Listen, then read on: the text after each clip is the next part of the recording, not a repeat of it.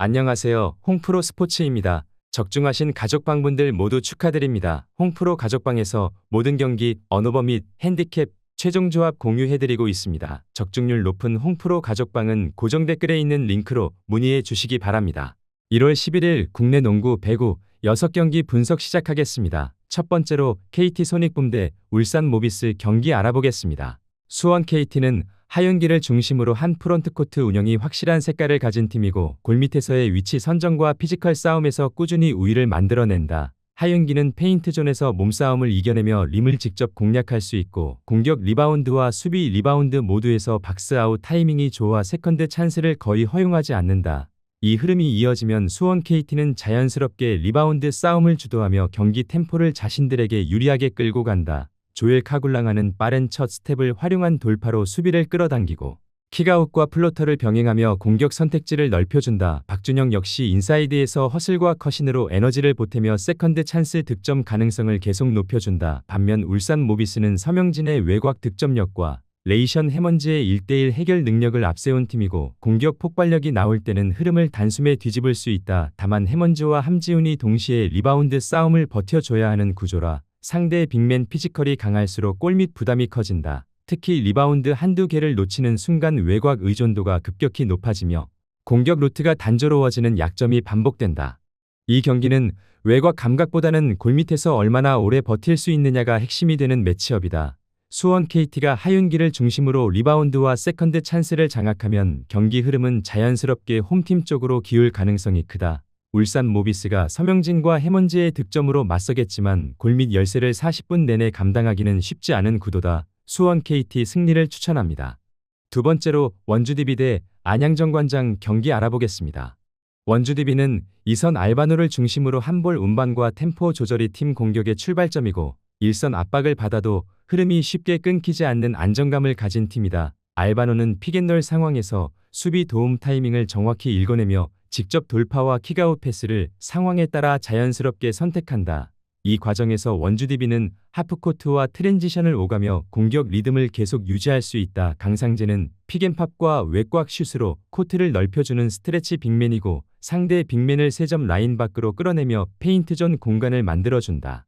그 안에서 헨리 앨런스는 골밑 피니시와 외곽 슛을 모두 소화하며 팀의 확실한 마무리 카드 역할을 한다. 특히 클러치 상황에서 앨런슨이 포스트에서 공을 잡으면 수비는 파울 관리와 더블팀 사이에서 흔들릴 수밖에 없다. 반면 안양정관장은 박지훈의 경기 운영과 조니 오브라이언트의 득점력에 공격 비중이 실려 있다. 박지훈은 미드레인지와 킥아웃으로 공격 흐름을 살리지만 체력 부담이 커질수록 볼 흐름이 단조로워지는 경향이 있다. 오브라이언트는 내외곽을 모두 공략할 수 있으나 공격 비중이 높아질수록 팀 전체 스페이싱이 흔들리는 약점도 함께 드러난다.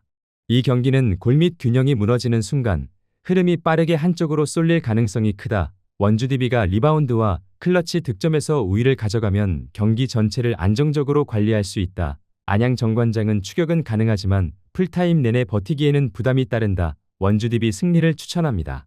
영상은 잘 보고 계신가요? 핸디, 언오버 및 최종 조합 공유받아 보실 수 있는 가족방 입장 방법 알려드리겠습니다. 첫 번째로 영상 하단의 댓글을 클릭해 주세요. 두 번째로 댓글에 링크를 클릭해 주세요. 마지막으로 채팅 참여하기 후 메시지 주시고 답장 기다려 주시면 됩니다. 나가기 하시면 가족방 입장시켜 드릴 수 없습니다. 언제든 편하게 문의 주시기 바랍니다. 세 번째로 우리카드 대 손해보험 경기 알아보겠습니다. 우리카드는 알리와 아라우조를 앞세운 강한 사이드 공격이 가장 큰 무기이고 초반 흐름을 잡을 수 있는 폭발력은 충분한 팀이다. 알리는 높은 타점과 각도 있는 강타로 레프트에서 꾸준히 점수를 만들어낼 수 있다. 아라우조는 라이트에서 파워 위주의 공격으로 블로킹을 강제로 깨는 역할을 한다. 박진우의 중앙 속공이 연결되면 공격 루트가 한층 살아나지만 리시브가 흔들리기 시작하면 이 구조는 빠르게 무너진다. 이상현은 리시브 상황에 따라 선택지가 크게 달라지는 세터라 불안한 흐름에서는 하이볼 비중이 높아질 수밖에 없다.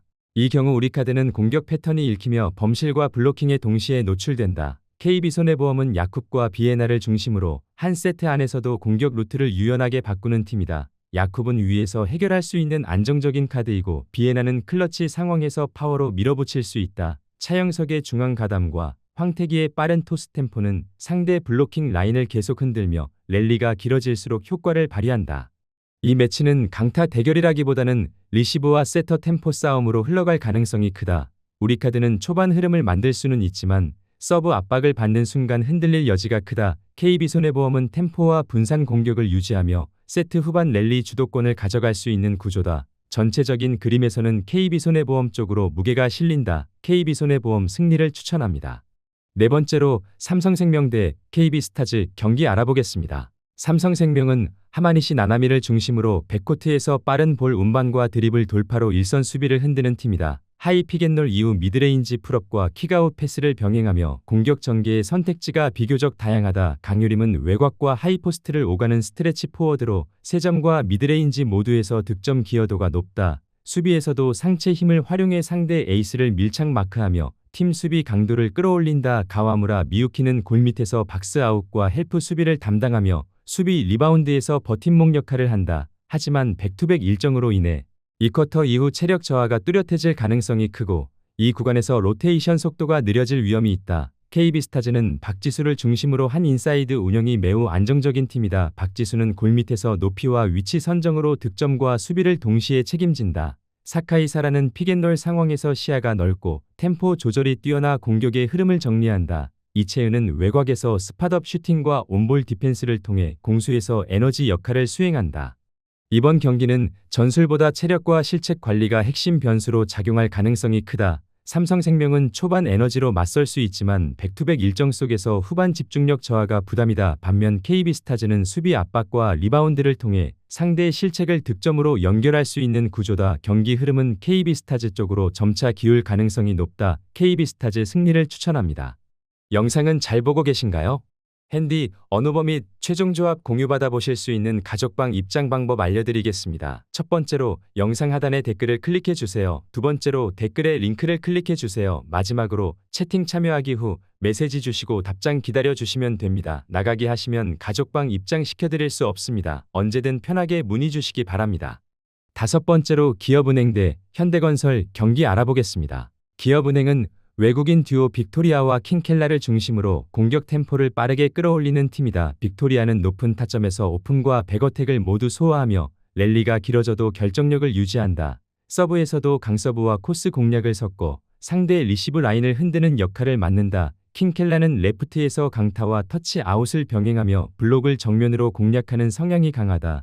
이주하는 중앙에서 속공과 블로킹을 동시에 책임지며 세터와의 호흡이 맞을 때 공격 균형을 잡아준다. 최정민은 리시브와 수비 범위를 넓히며 파이프와 라인 샷으로 공격 연결을 돕는다. 다만 기업은행은 리시브가 흔들리면 세터 선택폭이 급격히 줄어들며 빅토리아와 킹켈라 쪽으로 공격이 쏠리는 약점이 있다. 현대건설은 전위와 후위의 라인 밸런스가 매우 안정적인 팀이다. 카리는 하이볼 상황에서도 득점을 만들어내는 레프트 에이스다. 정지우는 후위 가담으로 공격 입체감을 더하며 중앙에서는 자스티스와 앙효진이 속공과 블로킹으로 흐름을 잡아준다. 이 경기는 외국인 화력보다는 라인 밸런스와 리시브 안정성이 더 크게 작용한다. 기업은행은 초반 강타로 맞설 수 있지만 리시브가 흔들리는 순간 공격 패턴이 단순해진다. 현대건설은 서브와 중앙 활용으로 블로킹 타이밍을 계속 흔든다. 현대건설 승리를 추천합니다. 여섯 번째로 서울 SK 대 서울 삼성 경기 알아보겠습니다.